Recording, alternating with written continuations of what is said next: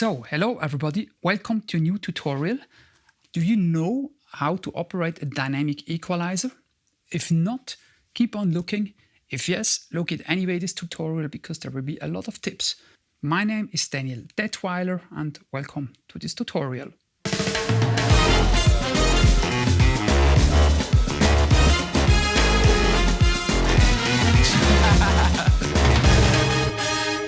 So, first of all, I prepared a session with some tracks. We have a bass drum, we have a snare drum, a guitar, and a vocal track. And let's quickly listen to the guitar.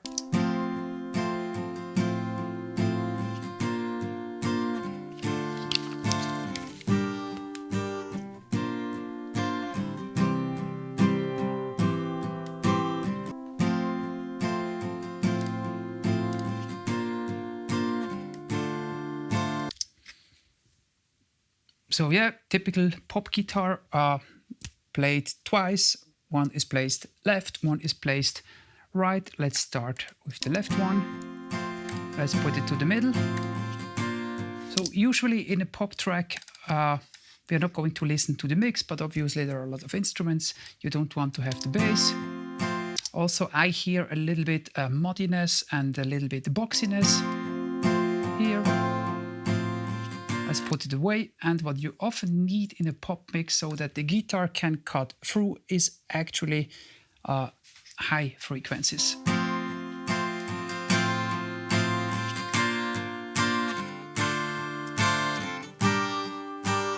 Now, with that amount of high-end boost, you might say it's too much. And the truth is that probably even if you have the drum, the bass and other instruments, in the attack phase of the guitar, it really is too much. However, it's not too much in the sustain part of the guitar. So if the guitar player starts to play the chord, he strums the, or how do you, I don't know the word in English, he hits the strings, and then at the start it's very loud, and you anyway have a lot of high-end energy, high frequencies. So that part you would not want to boost so much. But in the sustain, once the guitar is softer, actually, this amount of highs would be nice.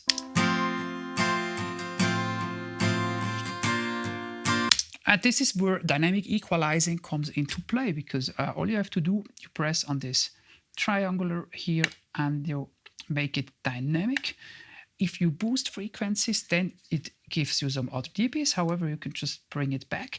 And what is important to understand, whatever you do with this dynamic range of the plugin, it does it on the loud part, which on a guitar, also on a snare or on a bass drum, on many instruments, is the attack phase. On the guitar, the attack phase is the loudest thing. So all you have to do is make it dynamic, go down with these arrows, and what it will do now, whenever the guitar player hits the string, it will compress at this frequency, which means actually the gain would be 7 dB, but in the attack phase, because it's loud, it's over the threshold, it will only maybe give it a 3 dB.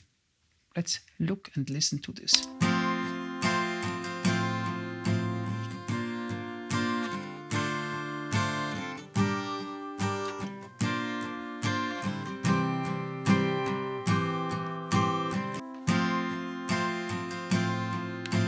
Let's bypass the dynamic part.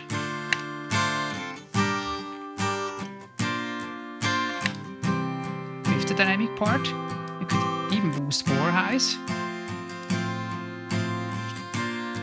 Let's bypass the entire thing.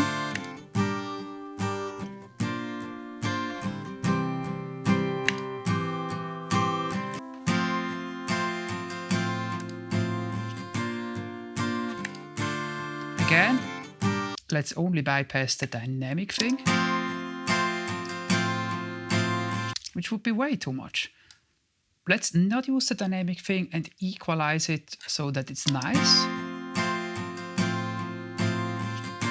That would be maybe only be that, and that's only 3 dBs more highs. And that's okay in the attack phase, but not in the sustain. So actually in the mix, this guitar would be, except for the attacks, it would be too dark. So dynamic mode is great. Let's do it really quick again. You can really boost too much because once you switch it to dynamics, make dynamic here, and you go down. Whenever it's too much, actually it is not too much because you have less energy. You also see it with this orange line. It goes down. You could also do the opposite, of course. You could just say, well, maybe depending on what the drummer is playing, you want to have more attack energy, which in this example, it wouldn't be a good idea, but just to show you, you just boost a little bit and then you can go up.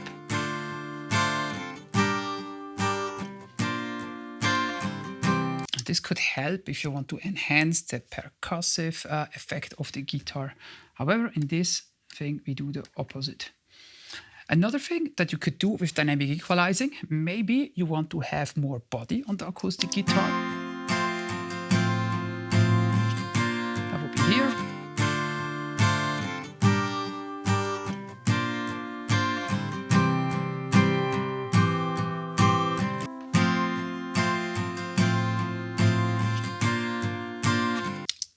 As you can hear, on some chords it's okay with that much body, with that amount. On other chords it's really too much bass coming in. So you can just do the same. Make it dynamic. Don't go up but down.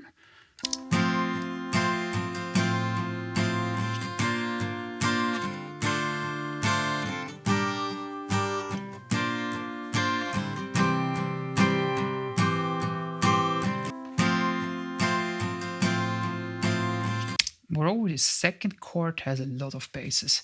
Let's hear it without the dynamics.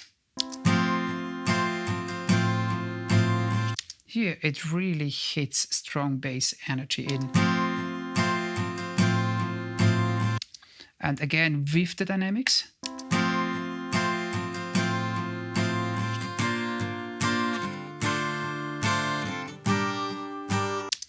And that's a very good option. Now you could also use it on the bass drum. Let's quickly make an example for that. Let's actually make the EQ even though it's already very large. Now on a bass drum you always need snap and slap.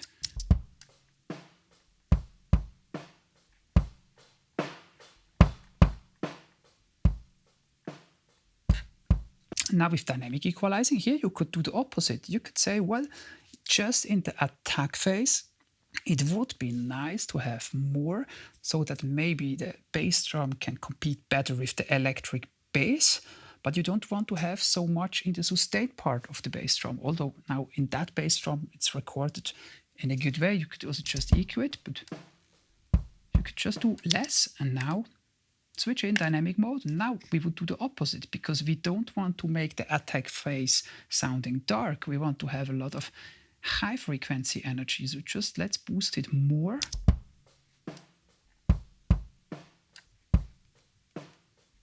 Let's bypass the dynamic thing.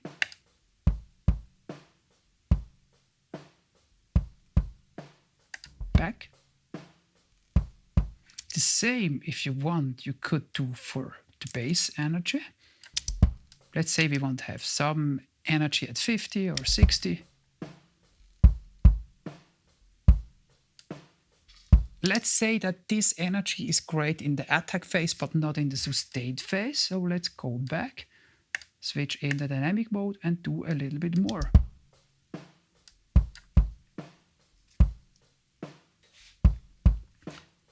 And your electric bass will say thanks for this, because now the electric bass would have way more place, because all we really need is a little bit low end in the attack phase, but not longer, because the bass usually obviously has a much longer sustain, and then it's not so bad if the bass energy goes back. You could even do it more drastically maybe, although there is always a certain limit.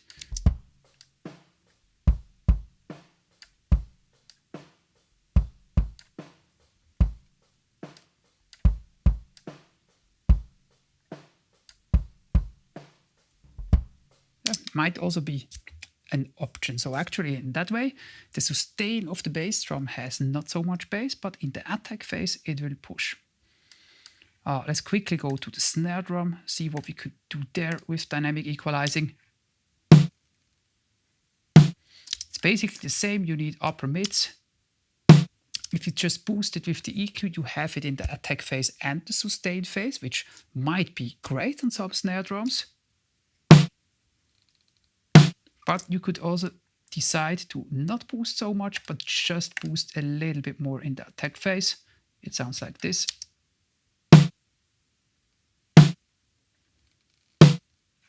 Let's bypass the dynamic thing. Let's bring it back in. Might be great. Or you could also try the opposite depending on what snare drum you have and how it sounds. Let's boost a lot. Let's really do too much. And then let's maybe compress the attack phase, because maybe you anyway have a lot of highs in the attack phase, but just have it in the sustain. In some mixes that sounds great.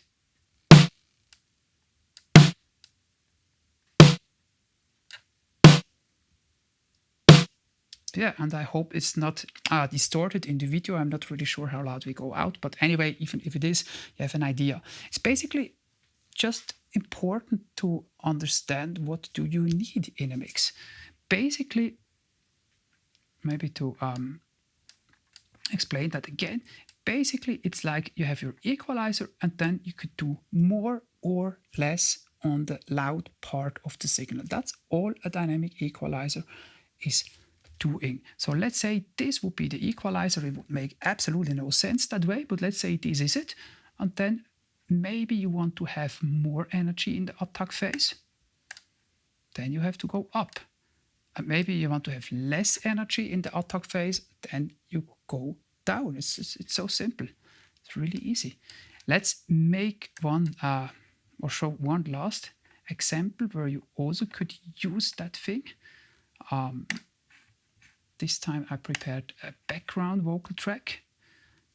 And here I, let me just show it to you. Here I prepared it already because on that one, the programming is a little bit difficult. Because until now, what you have seen that what we do is basically just we equalize and then we switch in the dynamic mode. And we say how much more or how much less energy we want. It's really simple.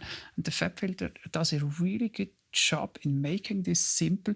You don't really have to program a threshold of the compressor, because obviously a dynamic equalizer, you have your equalizing band and then there is a compressor. So the threshold, there would theoretically be an attack and release time. I think you cannot even adjust those in the FabFilter, but you could adjust threshold. And now in that example... Why is it so? Isn't it so? Let's make a selection. Why is it so? Isn't it so? Let's say for whatever reason that you want to boost bass energy. Why is it so? Isn't it so? And I already prepared this equalizer, and we will boost at 120 hertz. At the moment it's without dynamic, and this equalizer might work on the high notes, but it wouldn't work on the low notes. Listen again. Why is it so? Isn't it so? So the second part, isn't it so, that would be too much under mids, too much bass. It would compete in a negative way with the bass drum and with the bass and also with the low part of the electric guitar. So now here we could also make the dynamic mode. As you see, I go a lot down and I adjusted this threshold to be at exactly minus 19 dB, which was the right threshold to make this work, because obviously the high notes and the low notes are still rather close. And so if you just do this in the automatic mode, it would trigger on all notes and it always would compress. So that's why you have to find the right threshold as high as possible. And then we basically have a high ratio. So basically the more you go down, that's basically your ratio. So let's see. Let's hear it again without this dynamic thing. Why is it so? Isn't it so? And let's hear it with. Why is it so? Isn't it so? Why is it so? Isn't it so?